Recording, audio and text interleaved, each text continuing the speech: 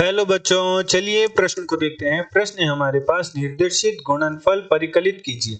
प्रथम अवयव के अवयव हैं 2, 1, 3, 2, -1 और 1 एवं द्वितीय अवयव के अवयव हैं 1, 0, 1, -1, 2, 1 और हमें इन दोनों अवयवों का गुणनफल ज्ञात करना है। चलिए सर्वप्रथम हम प्रश्न के लिए मुख्य अवधारणा लिखते हैं।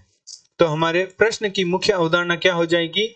अवयवों का गुणनफल, अवयवों का गुणन। तो किन्हीं दो अवयवों का गुणन तभी ही संभव है जब प्रथम अवयव के स्तंभों की संख्या द्वितीय अवयव के पंक्तियों की संख्या समान होगी, तो भी हम दो अवयवों का गुणनफल ज्ञात कर सकते हैं, जिसे हम उदाहरण की सहायता से समझते हैं।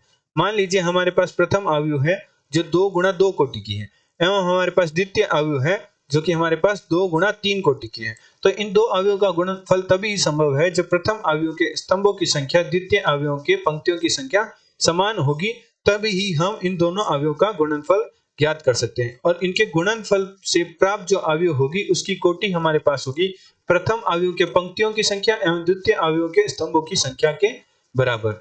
मान लीजिए हमारे पास प्रथम अवयव है, उसके अवयव हैं ए बी सी डी एवं द्वितीय अवयव है, उसके अवयव है X Y Z M N Q. तो इनका गुणनफल किस प्रकार होगा? प्रथम अवयव के प्रथम पंक्ति के अवयवों की गुणा द्वितीय अवयव के प्रथम स्तंभ के संगत अवयवों के गुणनफल के योग से हमारे पास प्रथम पंक्ति प्रथम स्तंभ के अवयव का मान प्राप्त होगा। अर्थात हमारे पास प्राप्त होगा a गुणा x प्लस b गुणा m। इसी प्रकार हमारे पास अन्य अवयव प्राप्त होंगे a गुणा y प्लस b गुणा n, a गुणा z प्लस b गुणा q। इसी प्रकार हमारे पास द्वितीय पंक्ति के अवयव प्राप्त होंगे जो कि हमारे पास प्रथम अवयव की द्वितीय पंक्ति के अवयवों की गुणा द्वितीय अवयव के प्रथम अवयव के संगत अवयवों के गुणनफल से हमारे पास प्राप्त होंगे। तो हम गुणा करते हैं तो हमारे पास प्राप्त होगा cx plus dm, cy plus dn एवं cz प्लस dq। तो इस प्रकार दो अवयवों का गुणनफल किया जाता है।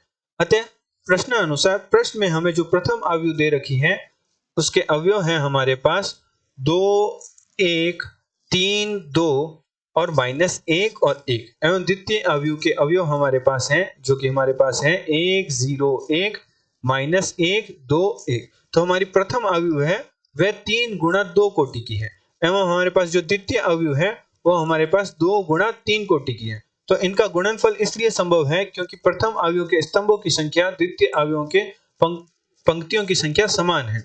तो इनके गुणनफल से जो हमारे पास अवयव प्राप्त होगी उसकी कोटि क्या होगी?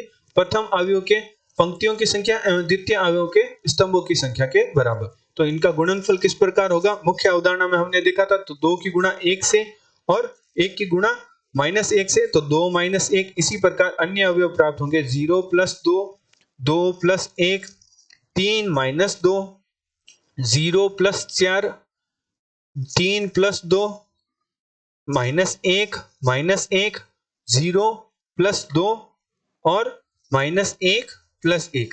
तो हमारे पास अवयव प्राप्त होगी, गुणनफल से हमारे पास जो अवयव प्राप्त होगी उसके अवयव होंगे 1, 2, 3, 1, 4, 5 और -2, 2 और 0 जो कि 3 गुणा 3 कोटि की है।